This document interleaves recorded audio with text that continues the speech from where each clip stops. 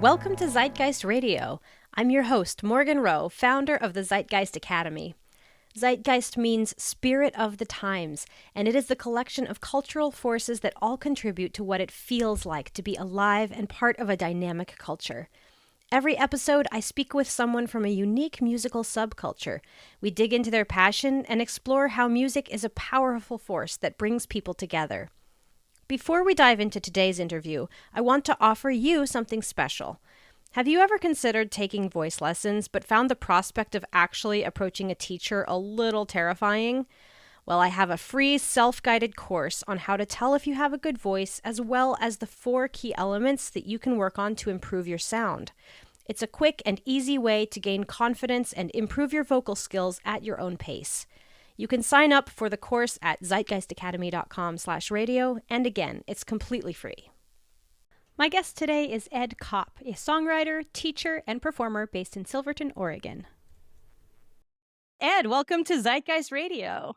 Great to be here. Thanks so much. Oh, I'm so excited to have you on. So you and I have played a lot of music together over the past several years. Do you want to tell people a little bit, how would you describe yourself in a nutshell? Who is Ed?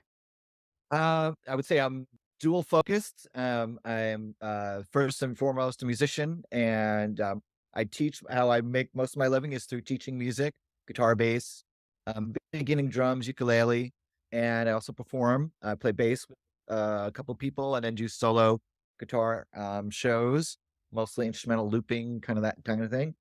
And then I'm also have my writing side where I've always been a writer. Never really published anything, but those two are coming together now in a book called Backpacker Poetry, which I'm calling a memoir musical. So it's a story of my backpacking trip across Europe, and then I've written 23 songs that go with it. So it works on a written and a musical level. So that's Nice. pretty much what I'm doing. Yeah, so I definitely will get into that for sure. But I want to know, do you remember the moment that you first picked up a guitar? Like, how old were you when you started? I was 8. I do remember a couple firsts. The first time I heard Blue Sky by the Allman Brothers, I remember hearing, this is before I even played guitar. I remember hearing the guitar sound and consciously saying to myself, I like that sound. So that's a Nice. first. I was probably like 7. And then I remember the first time I performed on stage, which was in 2nd or 3rd grade at the Camp Avenue talent show. And I performed This Land Is Your Land and Crocodile Rock by Elton John. Oh, you were a cool kid.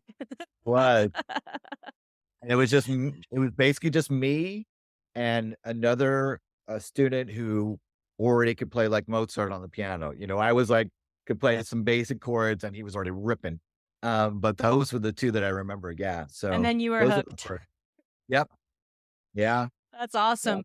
What about songwriting? Do you remember the first song that you ever wrote? Yes. So I become friends with my friend Chris in 7th grade, and we both had a love for music, and we used to get together and just listen. And he played saxophone, and I played guitar, and I borrowed my brother, started playing drums, my younger brother Billy, and so we borrowed his snare drum, and we went over to his house, Chris's house, and I still remember it's dan dan dan dan dan, girl, I don't need you, dan dan dan dan, I don't need you no more, dan dan dan dan, babe, start walking, dan dan dan dan, walking out that door, dan dan dan, and that was the first song. Sounds like a Spinal Tap tune, to be honest, but that was it. That was it. So I do. That's pretty good. That's a hit right there. How old did you say you Great were? lyric, like 13, 13, 12, 14. 13. Yeah. Oh, yeah. But here's kind of a funny thing that, like, there's been a lot of circles of completion going on right now for me. That's been amazing.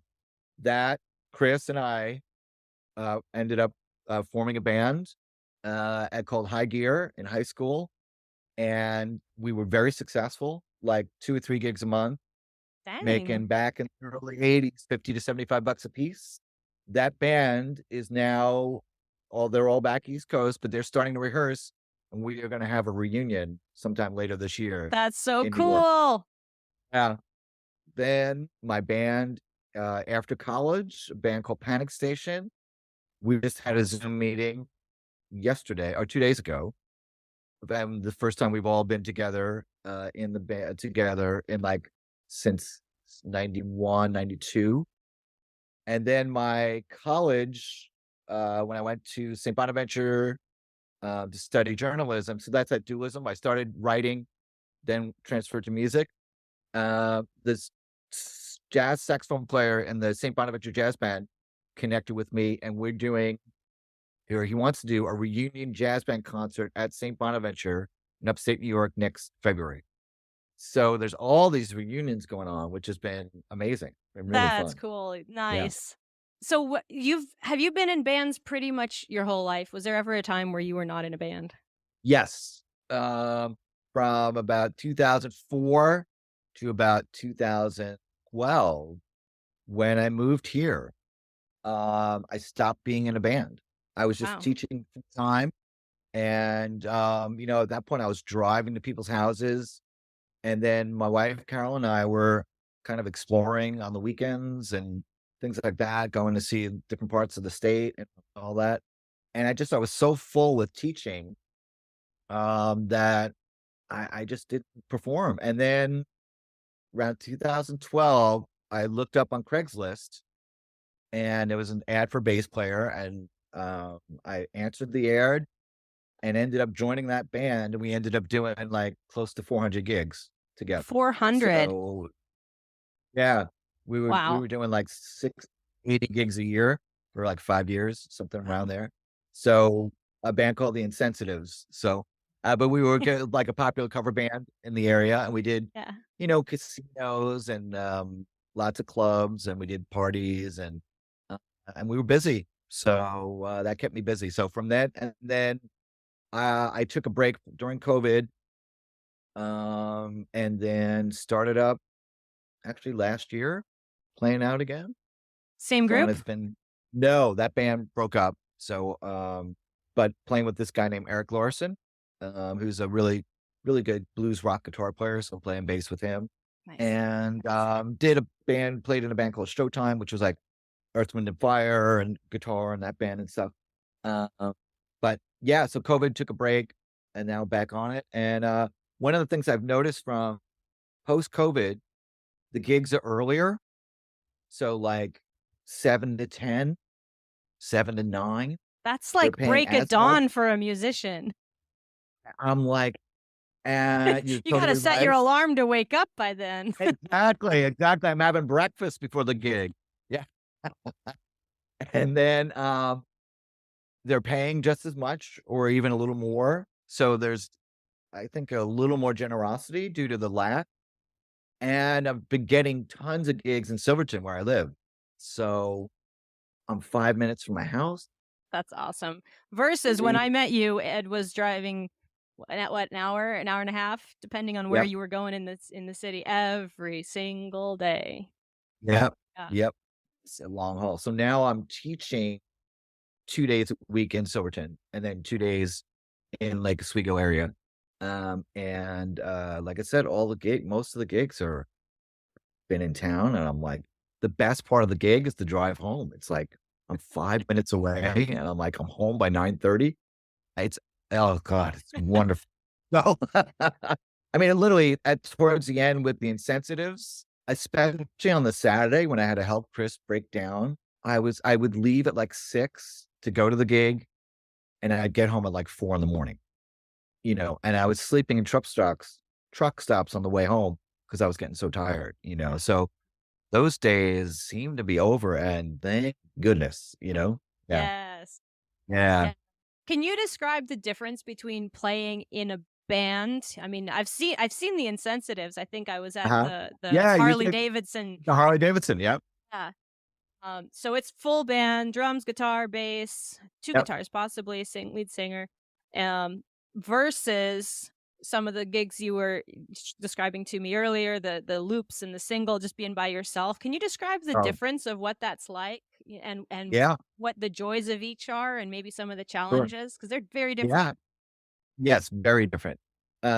So with being in a band, the joys are that collaborative, co-creative force of nature that you are as a band. You are when you're playing with the right people and you guys get along and you play long enough, there's a synchronicity and a musical telepathy that happens where you know where somebody's going to go. They have their patterns and you create moments of kind of like instantaneous spontaneity and musicality that is wonderful. And you also those gigs are people are dancing. When you play the right songs and people are up, it's wonderful to get the crowd going. On the downside, every band is like a dysfunctional family. So you have issues, you have personality conflicts, people are quirky, you have all that. So people have different tastes, they have different it's that push and pull of, well, I want to do this song. Let's do this song. So there's some of that happening. And then also sometimes people kind of decide to leave, I'm tired of it. And so you have to fill in. So with that band, the Insensitives, we had one, two, three, I think four different drummers. The original keyboard player quit. We got a new keyboard player, but that led to some cool things. And then we ended up having a female sax player, Chelsea, who could sing like Lady Gaga. So that was exciting. So there's that constant shifting. Um, with the solo gigs, there's no one to worry about but me. I get all the money. Uh, and I get to do whatever I want. Yeah. That also sounds nice. And it's wonderful. The downsides, there's not many that I can think of. The only thing, I have to do everything. So I have to get the gigs. I have to, promote them. I have to whereas with the band, sometimes some of those tasks were divvied up or given to someone else. But yeah, I'm loving the solo gigs, the ease, the independence, plus I usually play bass in a band situation. So I'm playing guitar and I'm playing the way that I like to play. And the response has been like just overwhelmingly positive. So I'll share one fun thing. I played at that Gara's restaurant and the owner was there and he came up to me and he's like, "Where's your tip jar?" I'm like, "I'm sorry, I forgot to put it out." So I go, "You can put it right here." And it's like, he hands me $100 bill. I was like, "Wow." So I was like, "Oh my God, thank you so much." So I put my case out and then he walks up to me again, puts another 100 in, and then came up a third time and put another. So I made $300 in tips. Oh And my then gosh. a couple other people. So I actually made $350 in tips that night. Yeah. So, and I got to keep it all, which was great. So that part is wonderful. So each has its place. When I play with Yeah. Eric, we have some really fun gigs and there's a lot of energy. You can generate more energy with more people. So sometimes that is really awesome. Bass is when you play with a great drummer, playing bass is glorious. When you play with so-so, it's so-so. And when you play with somebody you don't get along with, it's like Chinese water torture, So it's so I still remember gigs where I played with somebody we were just a great fit. So dance, right? You and Wade obviously dance great together. Have you ever danced with a partner where you're like, dude, no, left, right, with somebody? Yeah. Yeah, it's not fun, right? So No, that no. yeah. Yeah, yeah. Yeah. But it's glorious when you know all the right moves and you flow and all that. That's what bass and drums, that's what you want it to be, and you hope it is. And, there's a lot of drummers that come in and out. So it's but then that's always I'm having to learn how they play and so which is fine. But sometimes it's just nice to, "Oh, I know this guy. I know how he plays." Yeah. But yeah, it's all good. Yeah. So when you're doing your songwriter stuff, your solo stuff that you're kind of gotten more into now in post COVID, do they let you play? So I know a lot of times you're playing for an audience, right? And they want to hear the standards. Are you able now to play some of Right. the stuff that you've written as well in some of your originals, or do they still want you to keep it to covers? Yeah, no, people are open, like, I'll do some covers, and then I'll go like, "Anybody up up for an original?" And everyone's like, "Yeah." So there's definitely a hunger for it, which is nice. And I played a gig in Eugene couple months ago, and I was doing that same thing, playing some covers, and then played some originals, and they were like, play another one. So I think there's kind of a hunger for that because people love the old stuff or love the covers, but I think a lot of people like to hear some originals. As long as you don't like if it's all originals, and you That's a don't know the different word, gig. that's a different gig. But if you toss, and that's been my modus operandi my whole time. Like even in the bands, we would do a bunch of covers, throw in a couple of originals, couple, and so you give them what they know, give the audience what they know, and then you tease them with something maybe they don't know, but they're more willing to go there with you because you've given them, some stuff that they know and love. So I think that's a good move to do in general until you're more established and people like your own original music. Yeah. Yeah. Yeah, so you have written I know you've written individual songs, but you also have written at least 2 again, we'll get to this memoirs thing, I'm so excited to talk about that. But, Yeah. when I was in Portland, you were working on a project that was it's kind of like how would you call it? Like a concept piece? The, Before Your Time Has Come, I mean, that was a whole production. Yeah. It had the music, but it also had I mean, it had a whole it was a whole The thing. Could you kinda video. describe it had Yeah. a video in there? Can you describe what Yep. that project was for people and also, why you wrote it and what went into it and how Yeah. that performance went? Sure. So it's kind of fun to hear how the song came about. What fun, maybe not the right word, but it's almost like a mystical. I had just gotten a new guitar effects pedal called a Helix, and I was just dialing through the sounds, and Parkland had just happened, and this was like 3 days after Parkland, and I just dialed in this tone. I was like, "Ooh, that's kind of cool." It's like a Pink Floydy kind of sound, and it felt like kind of a door opened, and the song presented itself through, and it really felt like it was through the sound, and I was like, okay, so I started writing the chords and writing the lyrics, and it was done in 20 minutes, and that's always the best ones are always, you felt like you received it or you were, and this felt like I was chosen to write it. And so the lyrics were about a teenage girl's experience of being in a school shooting, and so I was like, I didn't, was not looking to do that, wasn't intending on do that. I was just playing with the sounds on the guitar pedal, and that is what came through. And so after writing it, I cried. I played it for my wife. She cried. And so I was like, well, I feel like I've been chosen to do this. So I need to present it and make as good of a song as I can. And felt the need to make a video for it as well. And so I recorded all the tracks at home, and then the daughter of one of my students has a beautiful voice, and she was 15 at the time, and she agreed to sing it. And so she sang it, and then Leslie ended up helping me out, and then we had the premiere for the video at PSU, and the other synchronicity was the teacher in the video. I put an ad out, and he was the only one that replied, and we met for coffee, and he was like, well, we're talking. He's like, well, my last day of teaching in my 30-year career, I was in a school shooting.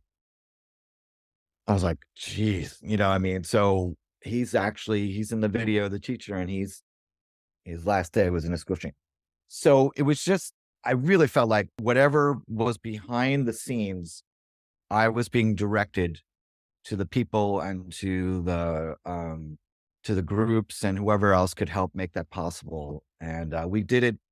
We performed it live on TV station, and we got the front page of the Lake Oswego paper, and yeah, and it was a hard thing because the subject matter is so sensitive. I thought it was like, well, this is a song that maybe can turn some hearts. That's what I thought it was going to be for. And I actually went to Moms Demand Action, which is a gun control group. And I was like, "Can I play you this song?" And they were like, "Yeah, but something about having a musical version of that topic Mm, didn't land like I thought it would." mhm. Like, I'm used to, like, a lot of my inspirations were songs related to social justice and civil rights during the '60s and '70s, how Yeah, well, like, the music propelled a lot of that, like, yeah, if you I mean, it was directly in tandem, and I felt like the musicians and artists were giving energy to those causes that helped them succeed, and I thought this song was gonna help to do that, but it was such a delicate subject matter, and now with social media, I think people were afraid that that song could be turned somehow, it could be, like, weaponized, or you know what I mean? I was like, yeah, after the premiere and after that, it had some impact, and I had some people reach out to me that I didn't know and say that listen to the song. I was like, wow, this is amazing, and thank you so much for writing it. And so, maybe it was just to touch those few people, who's to say? I don't yeah. yeah, The whole thing still is, like, a little bit of a mystery of how the whole thing came about, you know? Yeah, it yeah. was very mystical. Well, I was there for So the premiere, and yeah, it was very moving. thank It you, was amazingly done, beautifully done. The whole thing, the video, thank you. everything. Yeah, it was very well done. Yeah, Again, just the actress, Kalea, there was, like, I don't know, 2 or 3 girls that showed up, but she was the only one that actually showed up to the audition. Like, people getting back to me, sending me their headshots, and then the girl who was in the video is the only one who actually showed up for an audition. So it's just like something was filtering out everything that didn't belong, and I'm just kinda, like, watching it all going, there was I don't know, did you feel like a no bystander rather than a creator at the epicenter? yeah, like, I was almost like the human conduit that was Yeah, making stuff happen, but I was very much like an observer, like, "Oh, okay, that's the way it's gonna go," and, "Oh, that" very much I was felt very little in control. But there's been other experiences that I've had, not as intense, but where you're not really running the show. That's the yeah, best metaphor. You're involved, but you're not really running it. And, it's kind of fun to the synchronicities that start happening. You're just like, didn't know that could happen and didn't know that could happen. And oh, that's so I think the job, as an artist and a creative person is to be open to those things happening. And, I think we're all guilty of over controlling things to get things right. And so that's certainly been part of my journey is to allow, things beyond my scope of awareness to contribute, and how do that was you get certainly into a space like, so when you write a song, how I guess how intentional is it, and how do you get into that space where you're open to that, but also pulling on your knowledge of music to, I'm assuming it doesn't come into a vacuum. It comes into you because you've played thousands of songs in your career. And so yeah, you yeah, have an yeah, yeah. innate vision of how things can fit together. But how do you Yes. get into a headspace where that's possible? It's like, the story of, like, the muses, I mean, that's kind of a real thing. I mean, you could be driving on I-5 and then all of a sudden, boom, and then I'll pull over and start writing down lyrics, or I pull out my phone and start humming something, or so that's you don't know when and where it's gonna happen. And then I'll just, if I'm jamming on something and all of a sudden, "Ooh, what's that?"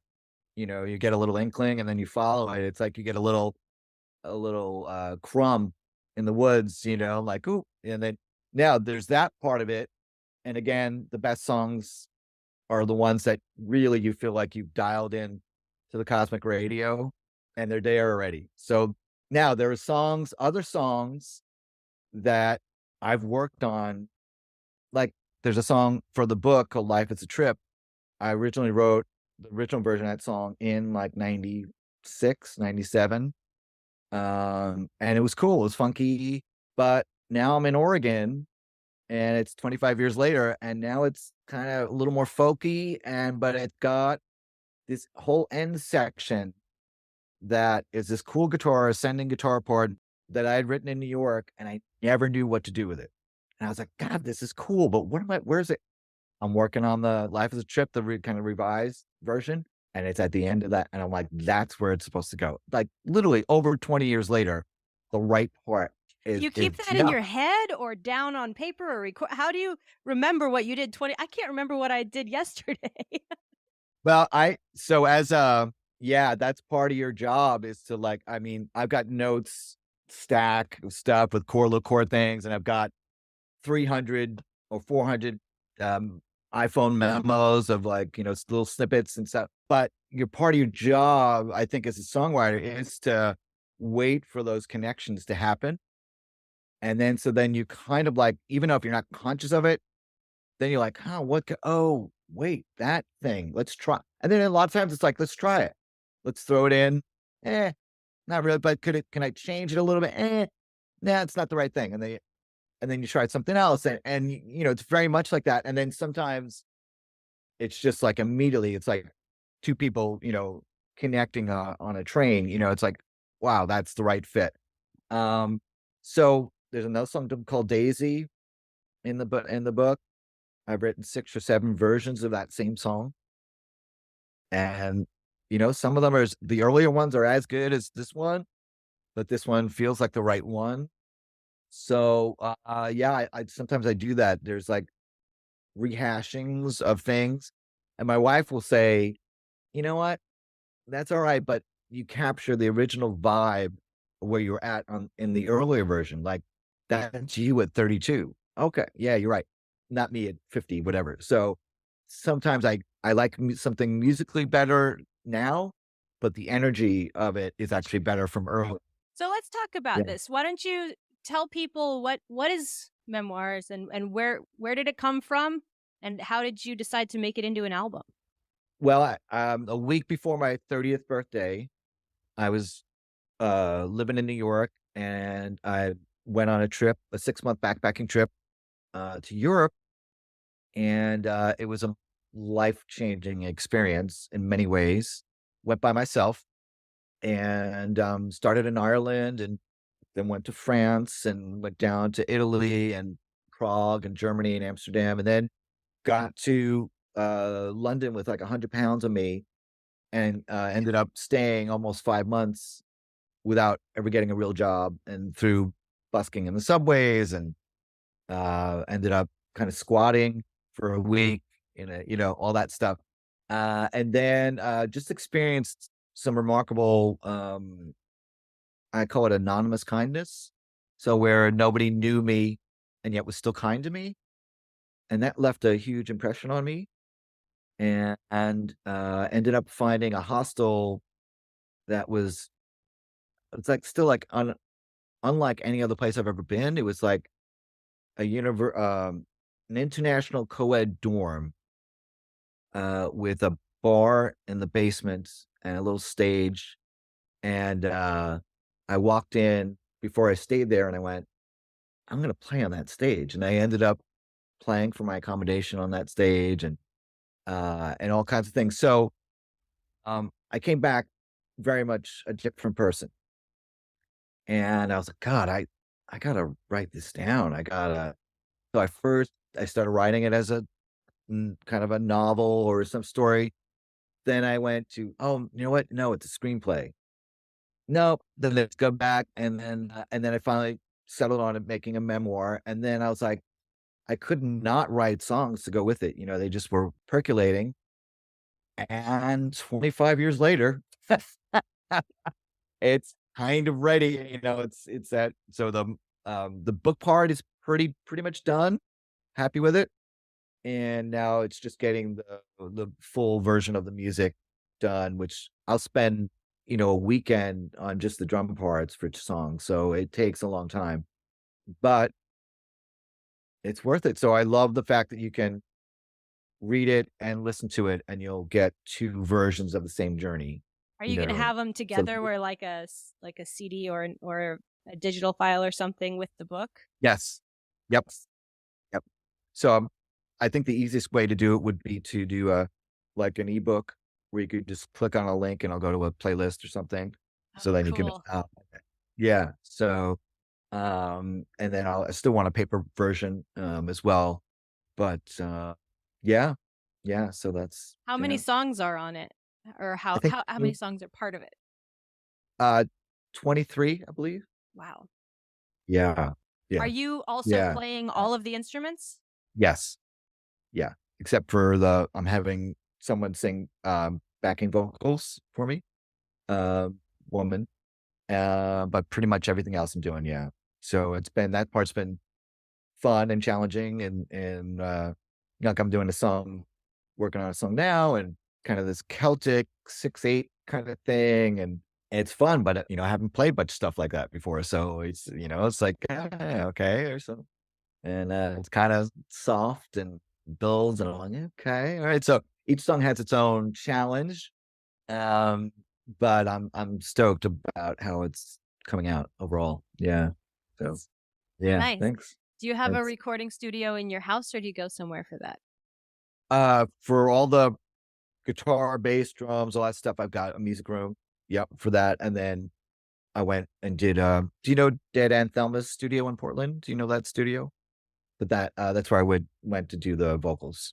And, I just in terms of vocals, I really just somebody else pushing the buttons and, Yeah. I sang through a U-47. It's like a $5,000 microphone, which the Beatles sang through and got a big API board and all that stuff. So that part, I just want to feel comfortable and not worry about, oh, hit record and then sing and all that. So it's worth it for me to go in for that. But everything else, I can get a good. That's one of the fun things too, is the technology is enabled. Yeah, I mean, there's learning curves for sure, but you can get good sounding stuff at home now, which is fantastic. You know, Yeah. so the challenge with that is, yeah, I can, but so can everyone else. So Yeah. it's like now there's a proliferation.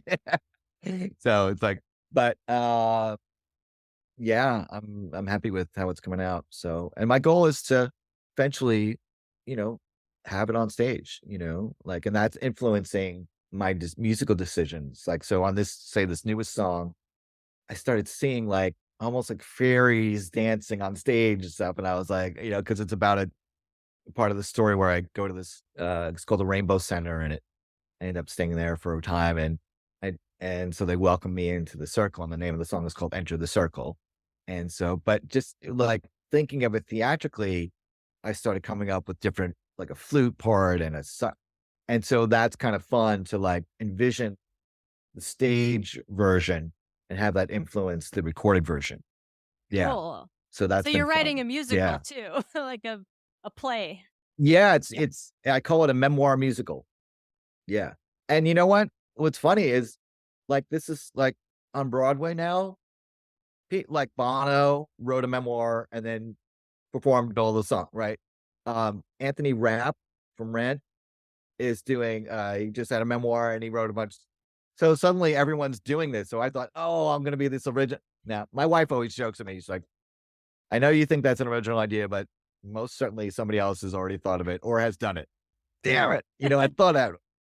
But no, but it seems to be a thing now, whereas people are mixing the literature with the music, and so it feels like a good time to be doing this. Yeah.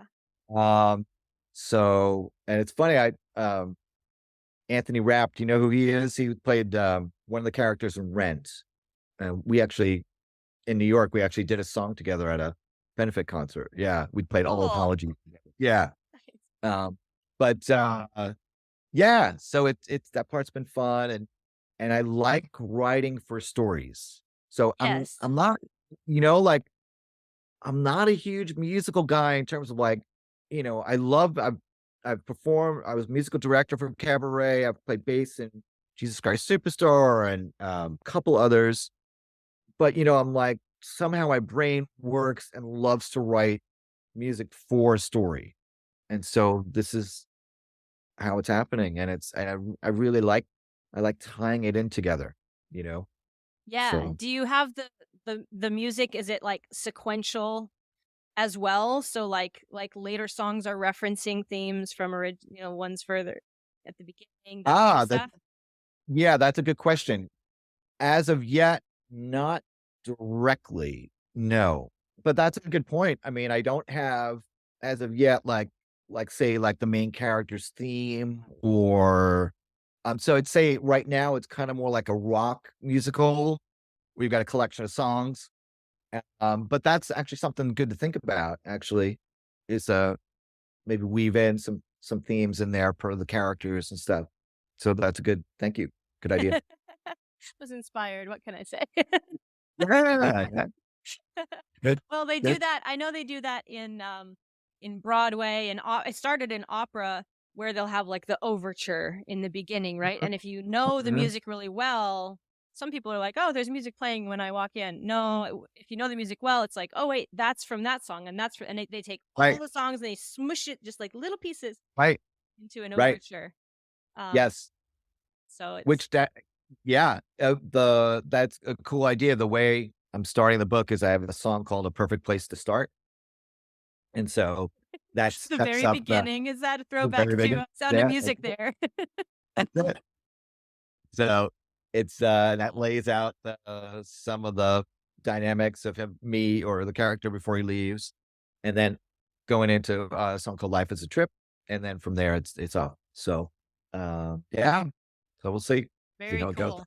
But it's fun even just riffing on it with you. You know, you're giving me some ideas, which is fun. Nice. So People come to me all the time asking if I can help them figure out if they have a good voice. In fact, I get asked that so much, I made a mini course you can take yourself to help figure out what good means to you, identify your strengths in your voice, and find the areas you can work on to make your voice even better.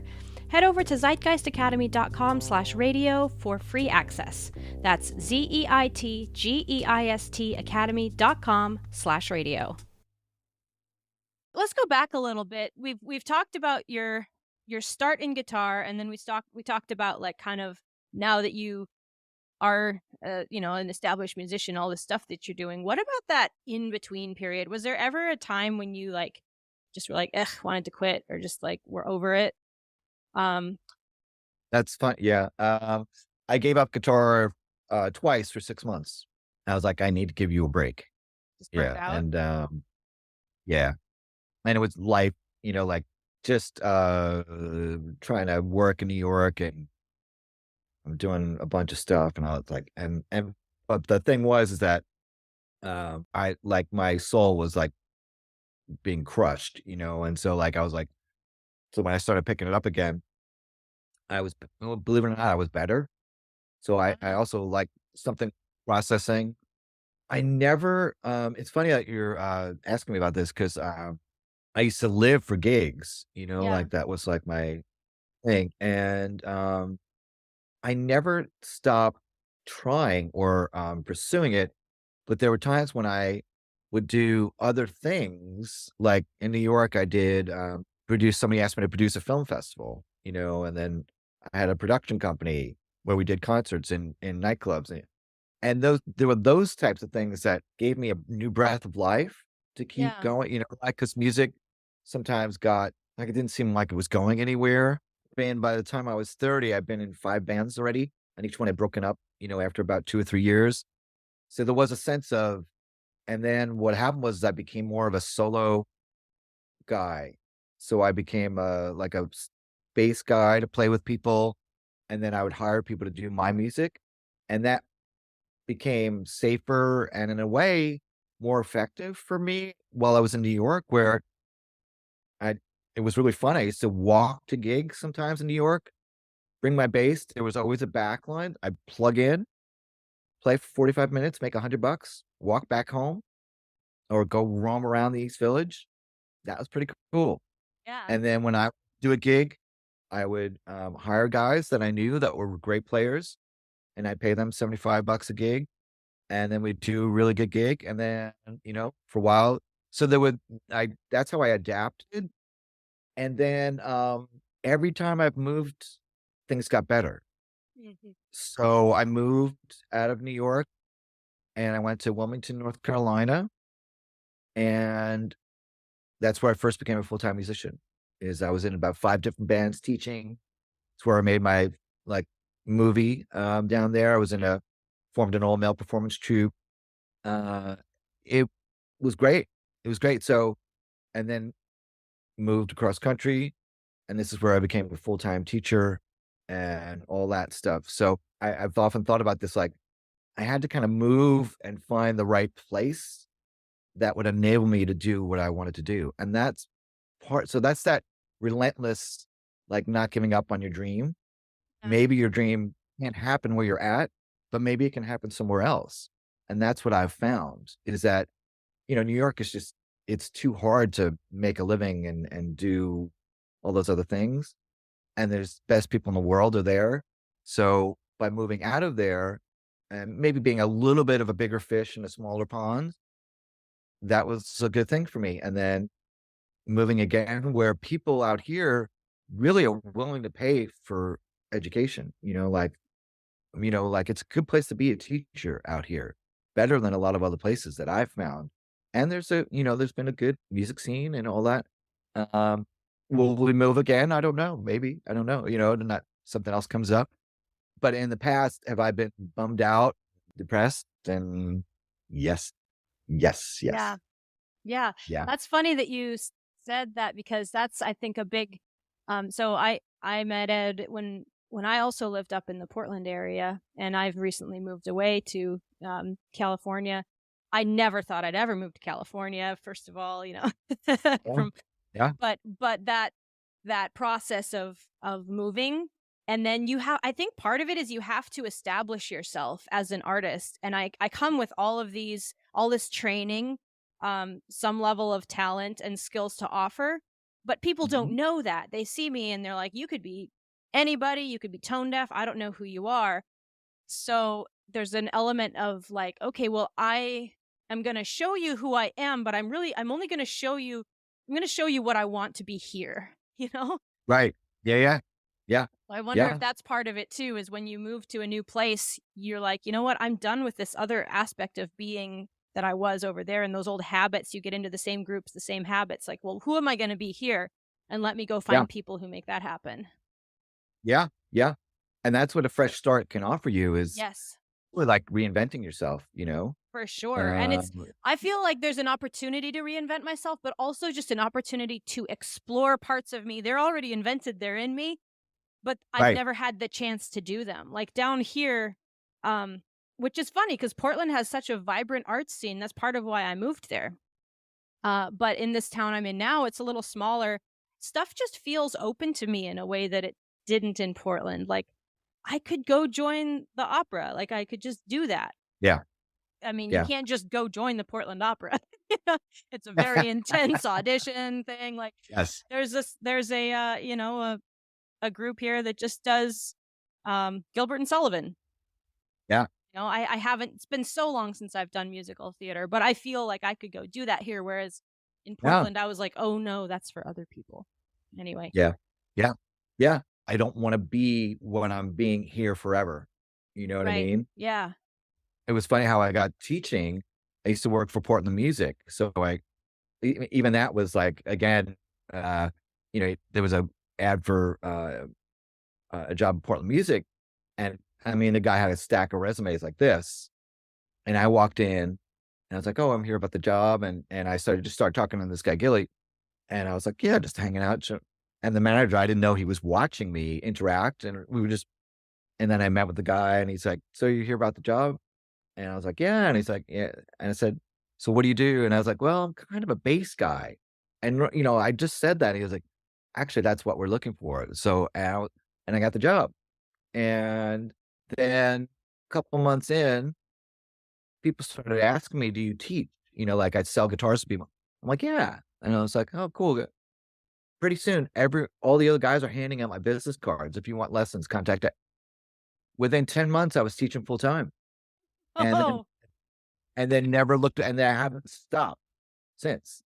So I didn't know that I was actually a teacher really sure. until I came out here, and then it's actually one of my strengths is teaching. So that whole side of me, Yeah. I didn't know it even existed really,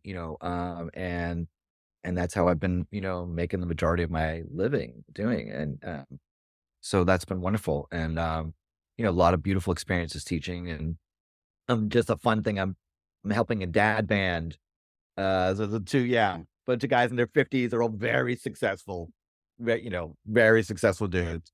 And two of the guys are my students, and they have a great space. The bass player has this very deep garage. They have it set up, and so I've been helping them, with their own individual parts, but then sometimes I go and listen to them as a band, and now they're gigging. They're starting to gig, and the keyboard player might be out this summer, so I might play a couple gigs with them, and I'm doing band camps and things like that. It's all been very fun to share that knowledge, and there's a very much a mentorship in music.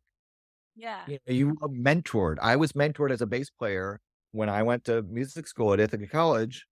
My guitar teacher, one of the last semesters, he took a solo and I just naturally started walking a bass line. He's like, "Hey, you're pretty good at that. I've got 10 gigs this summer if you want them." I was like, "Of course I do."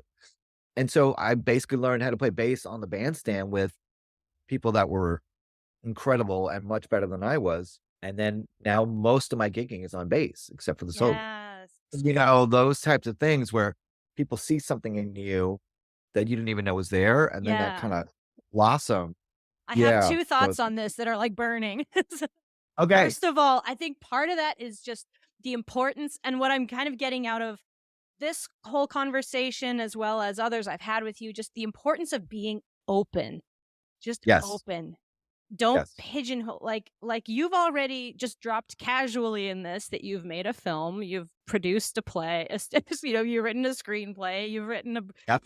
a full stage musical now, as well as an Yep. album and a book, like, and it's just, but you're open, right? And you've had all of these amazing enriching possibilities because you don't pigeon. It would be very easy for you to pigeonhole yourself as the rock and roll bass guy, like, and Right. that's what you do. But Right. there's this openness in you of like, you want to do this, sure, and Yeah. you're not afraid to say yes to stuff that you've never done before. Yes. Yeah. Well, thank you. Yeah, that is true. I mean, when I was in Wilmington, I wrote a screenplay for a film called Deadbeat about a lead singer who dies on stage and all that stuff, and the first day on set, people were like, "Dude, why are you so calm?" It's like, like, people were like, "I can believe it." And I was like, "I don't know." It was like, "This is really fun. Let's just see what happens." You know what I mean? I was just like, got all these people helping me and got actors and lighting crew, and I was like, let's just see what happens," you know? So there's that curiosity of, let's see what happens, Yeah. and so, that's why I thought about doing a YouTube channel and that kinda stuff, and so but I don't wanna be like another guitar guy, there's like Right. 1,000 of those guys. So, trying to incorporate the different, things that I like and, um, are interested in, that's been the challenge, but, yeah, I don't like being pigeonholed into one thing because I like creativity itself gets to manifest in so many different ways, right? And so, I love being creative, and I love the creative experience, and so allowing it to be expressed through me in the ways that it desires is that openness, right? Of Yeah. and it can be really fun, you know? Yeah. Yeah. And then Um, the second burning thing, just related yeah. to what you said about mentoring, is we're now kind of in a phase where we are the mentors, right? Where or there are areas where we're really good.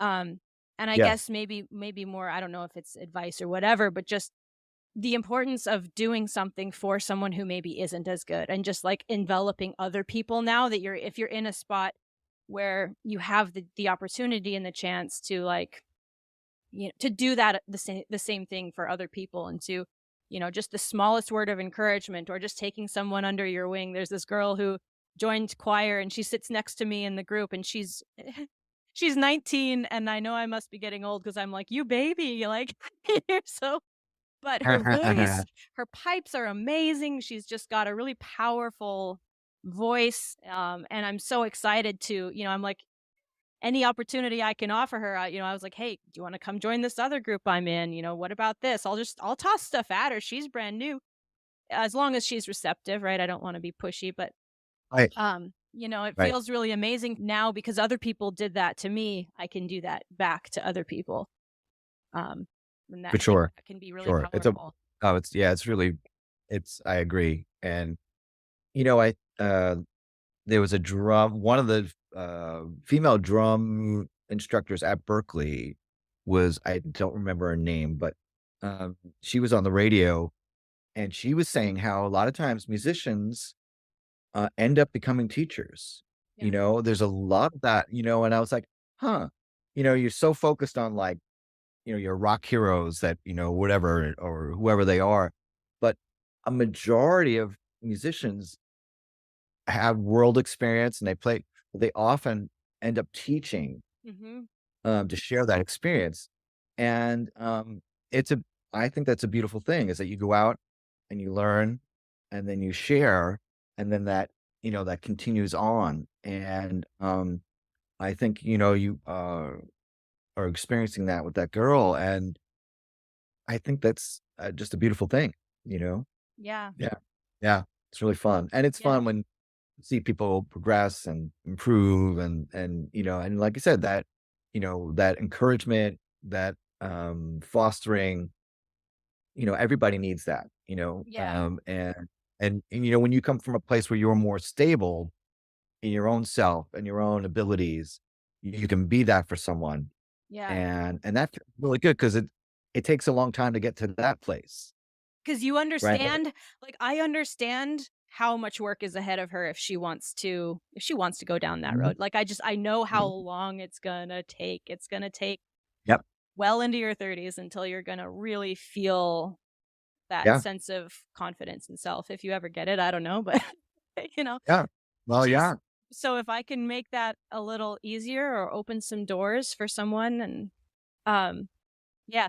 So I'm curious. I don't want to like throw a huge question at you, but I'd be curious your philosophy on what art and music is, because, and while you think about that, I'll kind of give the background for the question, which is, Okay. um, one of the things that I so appreciated working with you in Portland is, we would one of the projects we did were these jam sessions and people would get together and a lot of it was, boomers or people I would say over the age of 45, 50 were the majority of the people who showed up a lot. And it's very Yeah. easy to pigeonhole certain types of music with the generation. And Right. what I really appreciated that you would do is you'd bring in stuff. I mean, you brought in Green Day, you brought in Pink, you brought in modern stuff, even just from, You're Too Old. Yeah. And you were bringing it to this group with the same, and you'd already established credibility by bringing in a lot of their own standards and favorites that Right, they knew right, every single right. word of. And Yeah. then you'd also challenge them a little bit with some of this newer music. And I think that's so important because I think a lot of people brush off new music, kids these days, and new music, "Oh, stupid pop Yep. sound, it's all the same." It's like, well, Yep. no, there was a lot of crap written in your era too, it's just now there are standards, it's been weeded out, so most of what you hear is good, right? So, Right. Yeah. how do you just like, what's your philosophy on that and how to like, when you encounter new music, as a teacher, I think it's important to get excited about whatever your student's excited about. That's what you have to Right. be excited about. You can't be dismissive of it. Yeah. So, kind Yes. of what's your philosophy around that and the flow of music across just, the eras and what is Yeah. art? Yes. Question, I know. Okay. So, yeah. Uh, um, so I'll address that from, I don't search out new music as much, but that's what my students do for me. Yeah. So my students then become the teacher for me. Yeah, yeah, So yeah. I become the student and they go, so I've got 2 teenage girls that take lessons together and they're both very talented, Claire and Ellie. And they're always like, they're sending me, Ed, this is the song we want to work on today. And they'll send it to me and I'll listen to it. And there's some really good dreamy pop stuff that they like that I never would have found without them. And a couple of them stick with me. I'm like, oh man, that's a really good tune. And so their interest in their own music, when they bring it to me, I have to go, okay, what's cool about this? What do I want to get excited about? And then I try to show them I use it as an opportunity to teach some of the maybe fundamentals that underlie it, and then maybe compare it to another song and that kind of thing. So that part's really fun because then I'm like, okay, um, that's cool, and I get to immediately my ears are like, what's cool in here? What can I link onto? So that's the first part. Then, and that's gone to like another thing where I've had like 9-year-old girl come in and play a YouTube video for me of a chicken singing a melody. She's like, "I wanna learn this." And I'm like, "Okay." I've had to, like, and I've had to, watch this animated chicken sing a melody, So, sometimes it's a little bit challenging to get excited about that.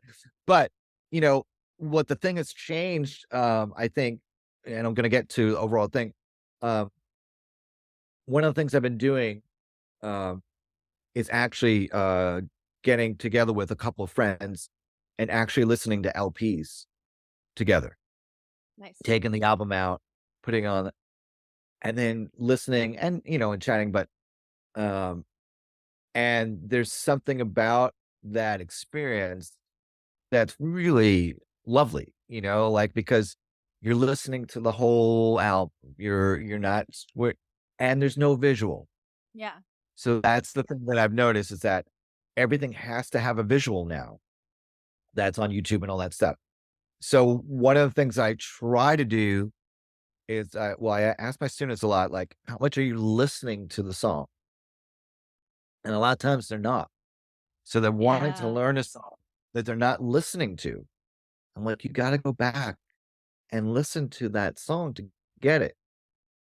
So that's a challenge that I've seen through and that a lot of times people come in, well, I printed out this tab and they're trying to learn the guitar part from the tab. And I'm like, have you listened to it? No. I'm like, that's really hard to play without listening to the song. So again, so there's this almost second or third removed from the actual music. So that's the part I keep. And now part of my lessons, okay, here's 25 guitar players you should know about. How many have you listened to? Well, okay, last 5 minutes, we're listening to Eddie Van Halen. We're listening Yeah. to Stevie Ray Vaughan. We're listening to Jimi Hendrix. What was that? Yeah, just to, yeah, there's lots of new people that are doing incredible stuff. Yeah. And so they're pushing the boundaries a lot technically, especially in guitar world. There's like just ridiculous people doing monstrous things. Um, and the thing I don't hear as much is putting that technique in a great tune. So that's the part I'm like, okay, when you hear a Van Halen tune, it's like, it's all this great guitar work and it's in a cool tune. So that's the part. So I think some of where art is gone is due to all the technical, you can slow things down, you can do it, that the technical side of things is just leaps and bounds going. But because people are not in the same room as much, the collaborative sense of music is not as strong at the moment. People are showing what I can do in my bedroom, but Because they're they've not had a lot of times COVID not to playing with other practice. people. Like they've just had 2 years of Exactly. isolation. Yeah. Exactly. Yeah. Exactly. Yeah. Yeah. And so to the bigger point of what I think art and music, you know, uh, I'm certainly older now and I have a different perspective now than I did when I was younger. It's all about self-expression and it's all about expressing my view of the world and it's all about me showing what I can do. And now I see it as that it's a means to relate and to connect. That's what I see it as now. Totally. So, and there's so many different ways to do that. One of the fun things I love to do in lessons is if somebody loves surfing and I'm showing him something about playing rhythm guitar, I love to say, well, Steve, when you get on that wave and you ride that wave, right? You glow, that's what you want to have happen with your rhythm guitar playing. And so then there's all these kind of interdisciplinary mixes and matches. So one of the things I love to do is find out a little bit about the person, try to link something they already know and find that similarity in the music. Because to me, there's so many things that have the same fundamental principles and underlying guidelines Yeah. that you can link so many things together. And then they're like, oh, that's cool. Oh, I didn't think that playing this rhythm guitar part is the same as riding a surfboard on a wave, but they are kind of. Yeah. And Yeah. so that linking, that communicating the commonness of a lot of the stuff, rhythm and time and all that stuff. So yeah, I don't know if that answers your question, but Yeah, I was just I mean, it came to me spontaneously, wasn't formulated in advance, but it was, felt like yeah, I just wanted to kinda hear your take on that 'cause, yeah, thank you. alright, I have one final question for you. So, Sure. um, do you know what zeitgeist means? Isn't that like kind of the mood of the times of Yeah, sorts? spirit of the Yeah. times. Yeah, exactly. So, um, it basically like what it feels like to be like alive at any particular Yeah. point in time. And for me, when I think about it for music, it's like when you just feel it and you relate to it and everything like you were just saying with the surfing, like it just clicks. So Yes. what was your I'll call that a zeitgeist moment when you're Okay. in that with music. So Yeah. what was a recent zeitgeist moment for you or a particularly memorable zeitgeist moment where it just was all there? Ah, that's a good question. Let me see. Um, well, a couple. Um, one, when I play those solo gigs, I get into that zone, like, I mean, almost the whole gig, I'm in that zone, where I just I set up a groove, I layer some stuff, and then I solo and yeah, so that's recent. Um, when I was working on, this new song yesterday, and there was a part, and I came up with a nice flute line, and then I added some vocal, like choir vocals, and the way the 2 relate, and I just kept it's like, "Nope, not quite there, not quite there." And then I was like, "Nope, tweaking, tweaking." But I could and then it came together, I was like, "Ah." There was that kinda like, "Yes, that's it." And so those are 2 recent ones.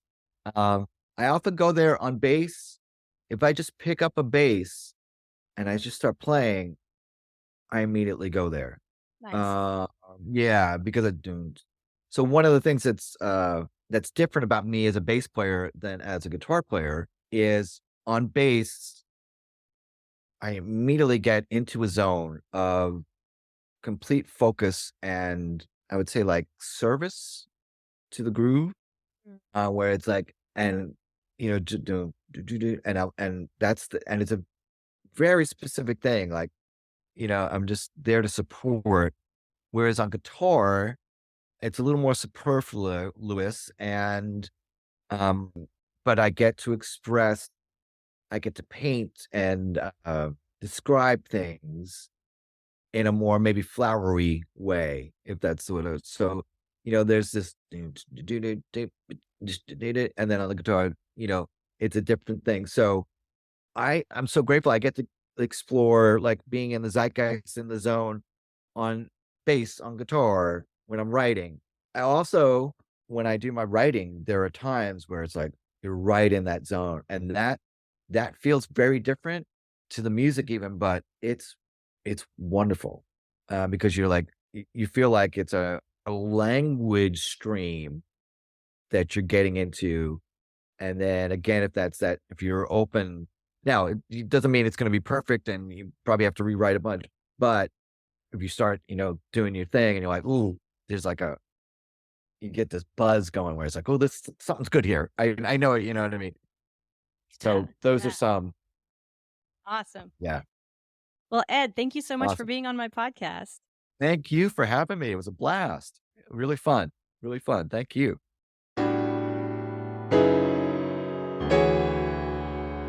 Thanks for tuning in to this episode of Zeitgeist Radio. If you'd like to take the next step in your musical journey, head over to zeitgeistacademy.com/radio for my free course to help you figure out if you have a good voice. You can also check out my online course on the basics of singing, Discover Your Voice, made especially for introverted women. Music for this episode was created by Ian Boswell. Please hit that subscribe button and tell all your friends you found a cool new podcast. See you next time.